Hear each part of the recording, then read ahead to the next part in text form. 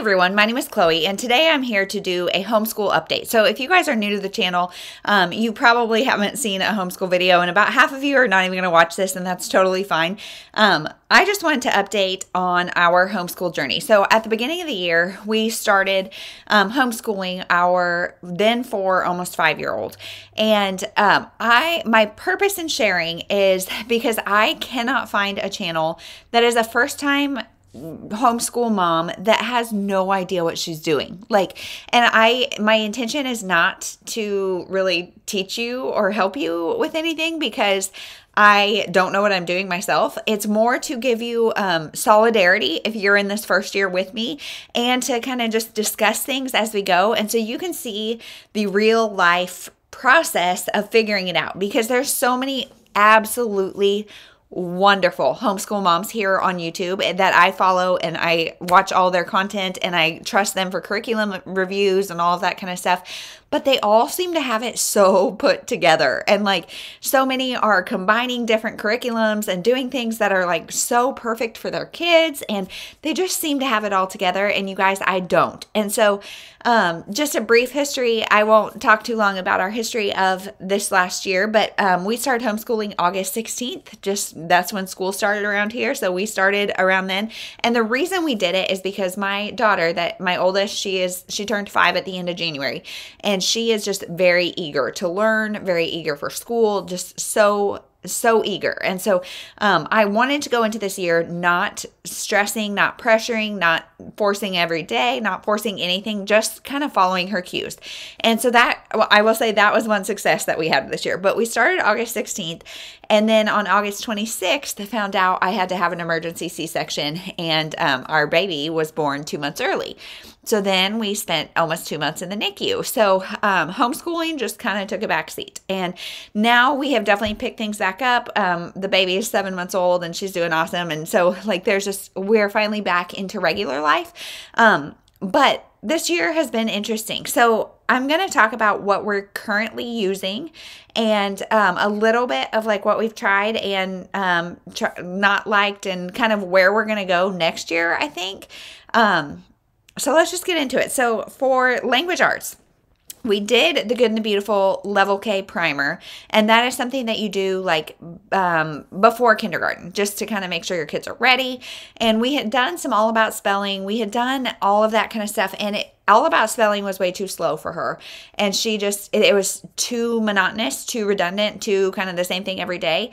She just really didn't like it, and so we switched to the Good and the Beautiful, and she really liked that. And then I had said previously that I felt like there was a big jump between the kindergarten primer and this level kindergarten, and I do think there's a little bit of a jump, and I think it is not necessarily the fault of the curriculum. It is more just the age of my child at the time that we were doing it, and the developmental capacity that she had, because we took some time off, kind of just did some reading, and just not really putting any pressure on the curriculum, and she picked it up immediately. As soon as we started back, she was like, okay, boom, now I'm ready. Now this isn't hard. And so I am loving this. We are, let's see, where are we at? We are about 80 lessons into this, maybe not quite that much, 70 lessons into this, and it's 120 lessons. So I always, when we have school times at this point in the year, I say, you pick what you want to do. And so if she has been in a tear lately of wanting to do language arts as opposed to math or whatever, she really likes to binge one subject one day and then go to the next subject the next day. So we very rarely do a language arts lesson and then a math lesson and then a science lesson. We don't really do that. So that's kind of where we are with this. And I like this quite a bit. This is the Good and the Beautiful. And I love that it's grab and go. You just open it up. Everything's in here. If there's prep, it's very minimal. And usually they've got activities for the kids to do while you're prepping. And they also, every page has an independent practice page, and she loves that. She just loves, she calls it her homework, and she loves that it's a time for her to figure it out on her own, and that like she is autonomous and all of that. She's loving this. So I think, I mean, I'm not sure when exactly we'll finish this level K, but I have every intention of going ahead to do level 1 probably. I'm also considering Abeka just because I know the two are very similar, but the blends and things are introduced differently. And this one, I definitely feel like it kind of just introduces it to you and expects you to remember it, and there's not much explanation as to why, like certain blends or different sounds go together. And you know, I think this will work okay for my oldest. I don't see this working for my second child when she's ready, but I might look into Abeka a little bit because I know, yeah, I think like it sounds intriguing, but it is not as grab and go as this, and I don't anticipate life slowing down a whole lot. So I don't know. This is kind of up in the air. Same with math. So she is in math 1 because she did kindergarten math like so fast and just had no problems with it. And so now she is, let's see how far we're into this.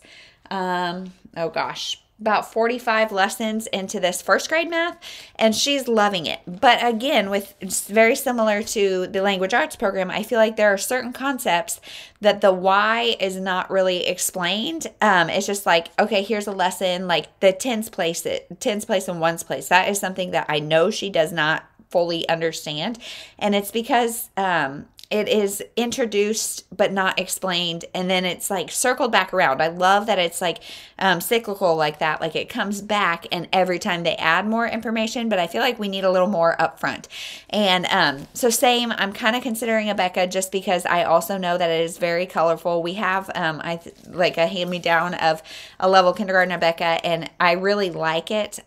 And I'm curious to see or to hear your opinions on how it does with introducing new things. Like I said, there's nothing wrong with this one. And if Abeka seems like too much kind of pre-planning or too many materials or too much brain power for me right now, we have no problem sticking with the Good and the Beautiful. So we'll see. And obviously we are not really running on a typical school year because, like I said, I've been so flexible with letting her do whatever she wants to do. So we'll see when we finish this. And she's now 5. She was 5 at the end of January. And so I don't want her to get too far ahead. So I'm fine with this like stretching into the first semester of next year. So we'll just see. The other thing that we are doing, we're really a Good and the Beautiful family now. At this point, like right now, that is what we're doing because all of the curriculums are so grab and go. So for science, this is just the storybook, but the Little Hearts and Hands, Science for Little Hearts and Hands. This is, I think it's recommended to be like a K2 science program. And I'm not loving it, honestly. It's I feel like I'm the unpopular opinion, and I'm loving elements of it, but it is very, very basic, which is fine. It's all a study about fields and flowers. So there's different plants and flowers and trees and all that kind of stuff, and we're learning different things about them. And every other lesson is either a story or a video, and there's like 3 questions on it, and that's it. And so it is very, very simple. A couple of them do have like suggested additional activities that I feel like are good. But this is just very, very, very simple. So is it worth it? Yeah, I mean, it's something to do. It's something fun, but she's really more into like science experiments and different things like that are more hands-on and less just like reading. We do try to like go out and look at, see if we can find certain trees or flowers or plants or whatever to see kind of if we can bring that to real life. But overall, this is okay. She likes it more than I do, so that's good. That's what matters. And then last thing that we're doing consistently is handwriting. This is the Good and the Beautiful level 1 because she has great penmanship. She's like really generally pretty good at it. So this has a mixture of like actual letters and the swirls and all that kind of stuff. And and she's doing good. And this is something that I can give to her independently, and she can do it, and then we can kind of just look at it and talk about it. So in kind of transition times, or when my 3-year-old or almost 3-year-old or the baby needs something, this is something she can pick up and do on her own. We did buy the social studies from Abeka. It's like a social studies K-5 thing. And I will say that is one thing, don't waste your money. I've actually let them just have it as a coloring book because it is so little bits of information from everywhere. And it's meant to be for kindergarten, so it's not meant to be like in depth about anything. And it's definitely not.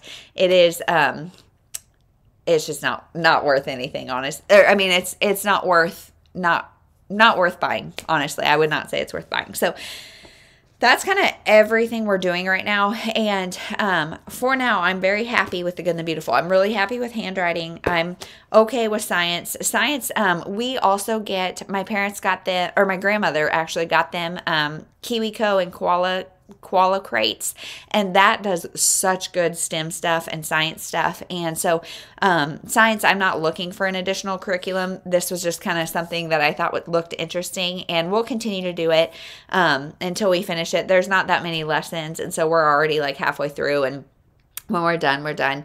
And yeah, I'm not that worried about additional science stuff. So that is fine. Math and language arts, I'm considering Abeka. I'm going to look more into it. Let me know your thoughts on Abeka versus the Good and the Beautiful. I love the grab and go nature of Good and Beautiful, but I feel like Abeka may be a little better approach because they're similar enough, but they do things in a little different way. Correct me if I'm wrong, please. And I'm like watching a lot of comparison videos, so that's fun. But yeah, that's where we are with everything. And a lot of advice that I have been given is just focus on math and language arts, and the rest will be just supplemental. And there's so little right now that we do so much, like social studies learning just by living life, and science learning just by cooking and doing different things. She definitely loves to be in the kitchen with me. So there's a lot of natural learning happening at this age. I'm not really worried about anything, but next year I do plan to get a little more structured about math and language arts, just because now all of her peers and her friends, most of them are going to kindergarten next year, so they'll be in a set structure, and I think she kind of will crave that as well, and just to help, because then when first grade comes and all of that, we want to be consistent. The other thing that I wanted to talk about today is enrichment schools, because you guys, this has been a topic of stress on my brain. We live in the Kansas City area, and there are options galore, which is so great. And the homeschooling community up here is awesome. It's great. So we've got options of 1 day a week, like drop off enrichment, and they do kind of like a middle school schedule where it's 45 minutes in 6 different classes, and it's like in 9 to 2 or something. And so there's that, and they just do the fun stuff. So there's no like curriculum. It's just kind of whatever the teachers want to do in math, or art, music, social studies, science, Spanish, a couple different things. I don't know what I'm forgetting, but so there's that option. However, they're all pretty far from us and really interrupt the sleep, especially of the little ones. But my 5-year-old also still naps and still kind of sleeps in a little bit. And so I don't know if we want to do that this year. I'm just feeling a lot of shoulds, I guess. So then we also have options that are like 2 or 3 days, but they are more like catalog, kind of college credit kind of classes, where not college credit, but like you pick what class you want to go to, and you can go for 1 hour, you can go for 2 hours, you can go whatever. So there's something like that. But one of the benefits of a 1 day a week enrichment school is that they're in the same class with the same peers. They kind of get a friend group, and I think that's important. But I'm also just like really struggling. I was a grade school teacher before I had kids, and so just getting out of that public school mindset, I feel like, am I just trying to replicate that? Like, there's just a lot going through my brain about enrichment schools. Are they necessary? They do a lot of sports right now, and my daughter does piano, and so like they're very involved. I'm not worried about socialization at this point. And yeah, so I don't know. Is it worth it? Is it not? Do you guys do it? How do you, like, I need to find grace for if I decide not to do it this year just because it's too complex with the little girls. Like, the little girls' sleep is important. And if we wait another year, then my oldest can go to first grade and my youngest can go to preschool at the same spot. So maybe we'll do that. So that's the homeschool update, you guys. Like I said, I'm just trying to share the craziness that goes on in your brain when you're trying to figure this out and you have no idea what you're doing. That's kind of where it's at. So, and yeah, we've got options galore, or we've also got co-ops. But I feel like it would be a mess for me to go to a co-op with a kindergartner, a 3-year-old, and a baby. Like, I just feel like that would be a lot to juggle and to try to teach with, and I don't know, I just don't think like that is the best option for us right now. But I don't know, like I said, the shoulds are getting me. So let me know your thoughts, especially if you have used The Good and the Beautiful and Abeka. If you've used both, what you think about, like, are my perceptions correct? Let me know if you have any questions about any of this, The Good and the Beautiful stuff. Like I said, we've really dug into it and we're really enjoying it. So let me know. I will answer to the best of my ability. And let me know your thoughts on co-ops, enrichments, all the things. So thank you so much for watching. We'll see you in the next one.